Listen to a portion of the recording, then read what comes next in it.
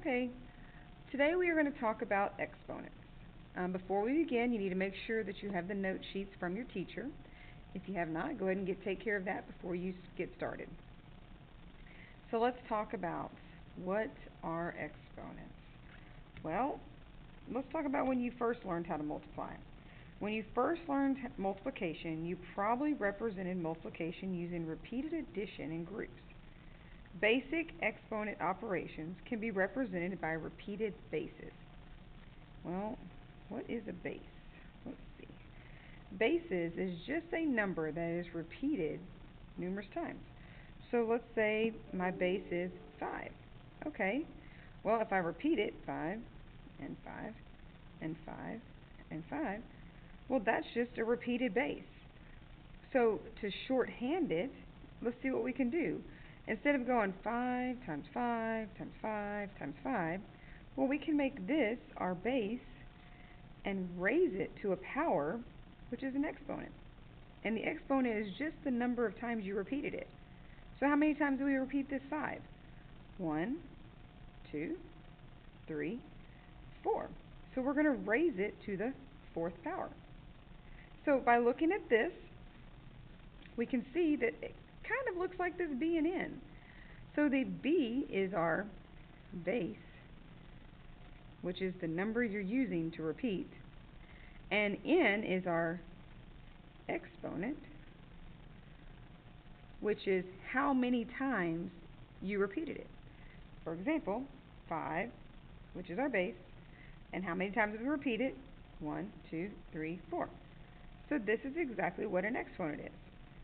It's just a shorthand way of repeated multiplication. So let's look at this one. 4 is our base, and 3 is our exponent, which means they repeated it 3 times. So 4 times 4 times 4.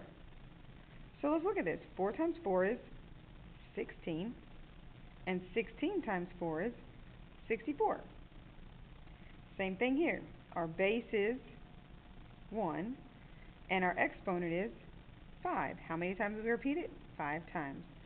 So 1 times 1 times 1 times 1 times 1 is 1. You try this one.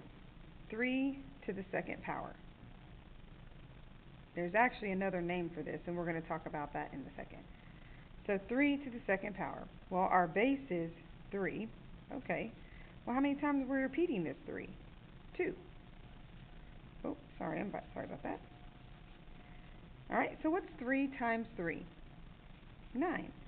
So 3 to the 2nd power equals 9. Well, let's see what this says right here.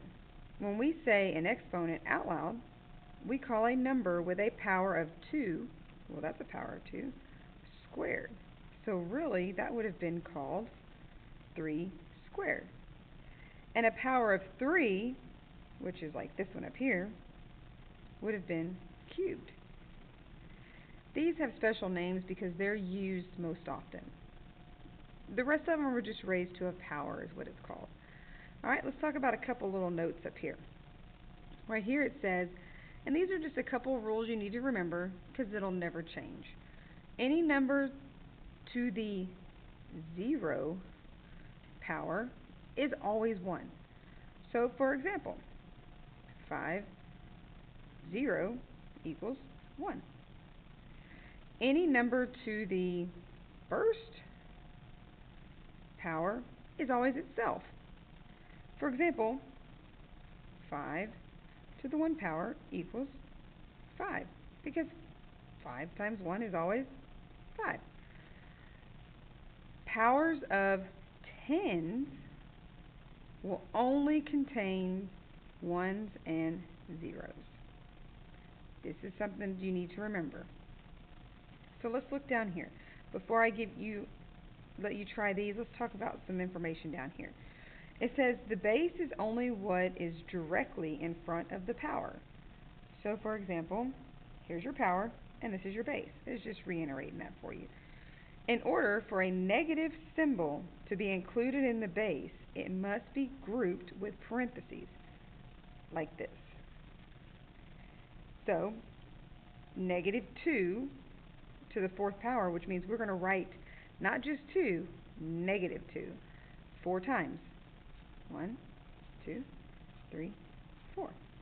Well, negative 2 times negative 2, remember the rules, negative and a negative make a positive, so this would be positive 4. Well, now you have 4 times negative 2. Well, positive and a negative make a negative, and 4 times 2 is 8. Okay, well now we have negative 8 and negative 2. Well, negative and a negative make a positive, and 8 times 2 is 16. So our answer turns out to be positive. Well, let's look at it here. That's not the case here. You know why? Because it does not have parentheses, which means that the negative 2 is not included. It's just added, the negative sign is added at the end. So 2 times 2 times 2 times 2 is 16. And then you just include your negative sign. If it's in the parentheses, you include it as your base. If it's not in the parentheses, it's not included in your base. Any questions? If you have questions at this time, raise your hand and ask your teacher. Otherwise, let's move on and do a couple of examples. So, 2 to the 5th power. Well, our base is 2, and our exponent, and I'm just going to abbreviate, is 5. So, our base is 2, so we're going to write 2 5 times. 2 times 2 times 2 times 2 times 2. 1, 2, 3, 4, 5. Well, what is that? 2 times 2 is 4, times 2 is 8, times 2 is 16, times 2 is 32. Alright, let's do the next one. The base is 5, and the exponent is 3. So you have 5 times 5 times 5. Okay, so let's talk about this one. You have 5 times 5, which is 25. And then you have 25 times 5, which is, that's right, 75. Again, if you have questions, please take the time to ask your teacher. Alright, we're going to skip this one. We're going to skip 10 cubed, and we're going to go over here to 12 to the 1st power. Well, let's go back to what our rule was over here. Any number to the 1st power is itself. So our answer here is going to be 12. Alright, let's look at this one.